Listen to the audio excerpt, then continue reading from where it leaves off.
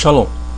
Eu gostaria de compartilhar aqui alguns entendimentos sobre Êxodo 17, 1 a 7, que nos diz assim, Êxodo 17, verso 1 ao 7. Tendo partido toda a congregação dos filhos de Israel do deserto de Sim, ou de Shim, fazendo suas paradas segundo o mandamento do Senhor, acamparam-se em Refidim, e não havia ali água para o povo beber. Contendeu, pois, o povo com Moisés e disse: Dá-nos água para beber. Respondeu-lhes Moisés: Por que contendeis comigo? Por que tentais ao Senhor? Tendo aí o povo sede de água, murmurou contra Moisés e disse: Por que nos fizeste subir do Egito para nos matares de sede, a nós e a nossos filhos e aos nossos rebanhos? Então clamou Moisés ao Senhor: Que farei a este povo? Só lhe resta apedrejar-me. Respondeu o Senhor a Moisés: Passa adiante do povo e toma contigo alguns dos anciãos de Israel. Leva contigo em mão o bordão com que feriste o rio e vai. Eis que estarei ali adiante de ti sobre a rocha em Horebe. Ferirás a rocha e dela sairá água, e o povo beberá. Moisés assim o fez, na presença dos anciãos de Israel, e chamou o nome daquele lugar Massá e Meribá, por causa da contenda dos filhos de Israel, e porque tentaram ao Senhor, dizendo: Está o Senhor no meio de nós ou não? Então, uma aplicação profética. Eu vejo neste texto algo que o Eterno está realizando nos tempos de hoje, ou seja, tem conduzido o seu povo Israel a um lugar onde não há água, e a água nas Escrituras representa a Torá. Portanto, Israel tem sido conduzido a um lugar onde falta a Torá, e este lugar pode ser denominações religiosas, ou até mesmo em um próprio estado pessoal espiritual, de seca, no qual é gerado no interior o questionamento: o Eterno está no meio de nós ou não? Porém, nesse meio tempo, o Eterno tem levantado guias como Moisés, o qual passa adiante do povo, ou seja, não caminha no mesmo passo que a coletividade de Israel, mas está em uma posição adiantada, e o qual também pelas suas mãos, isto é, pelas suas obras e testemunho, revelam a rocha a Israel. E além disso, toca na rocha com a vara, e vara é maté, em hebraico, que também significa tribo. E podemos entender com isso que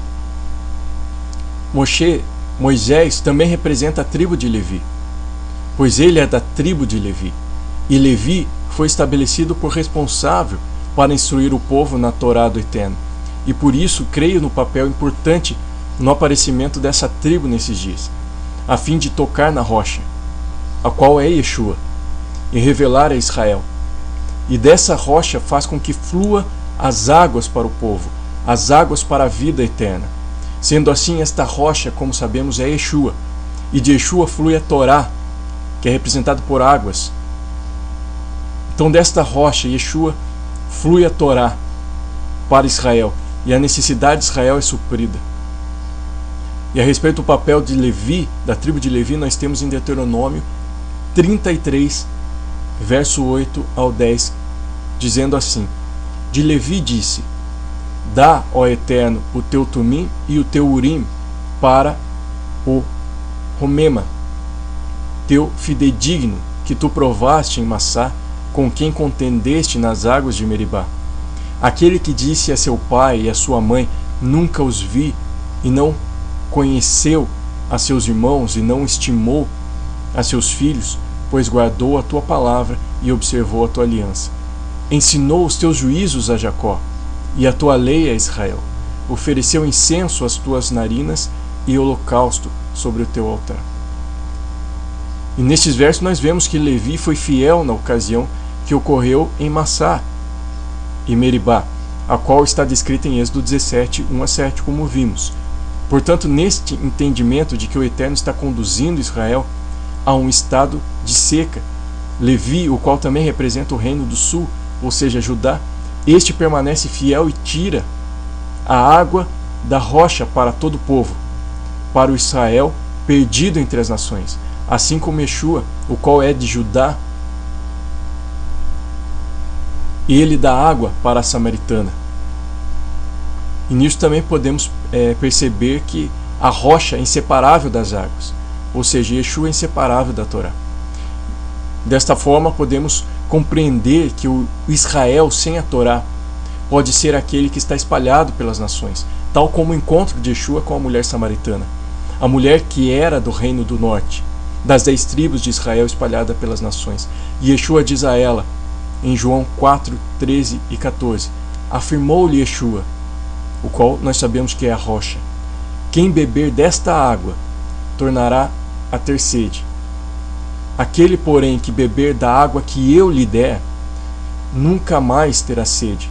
Pelo contrário, a água que eu lhe der será nele uma fonte a jorrar para a vida eterna. E aqui ficam as palavras então do profeta do Eterno de Israel: quem tem entendimento, que entenda. E uma aplicação pessoal que podemos ter é que às vezes o Eterno nos conduzirá a um lugar que teremos algum tipo de necessidade, seja de ordem pessoal, espiritual, emocional, ou falta de alguma palavra, o que é água, falta de alguma palavra do Senhor específica, e isso para testar o nosso coração. Assim precisamos estar atentos para não agirmos como os nossos pais no deserto, ou seja, não declararmos pela nossa boca e atitudes que o Eterno não sabe o que faz e que nós sabemos melhor que Ele. No entanto, vejamos que o Eterno tirou o povo do deserto de Shim, que significa espinhos, e os conduziu para Refidim, que significa lugares de descanso. Portanto, mesmo sem água, o Eterno conduziu o povo ao lugar de descanso. Mas nossos pais não perceberam isso, pois estavam focados na necessidade, e quando focamos na necessidade, surgem murmurações e questionamentos. Que o Eterno nos ajude a percebermos o lugar de descanso, Refidim, o lugar de descanso da sua Torá, que bebamos da Torá e tenhamos a sede removida, assim como o próprio Yeshua declarou, sendo ele mesmo a representação da rocha descrita em Êxodo 17. Aquele, porém, que beber da água que eu lhe der, nunca mais terá sede. Pelo contrário, a água que eu lhe der será nele uma fonte a jorrar para a vida eterna. João 4, 14. Shalom.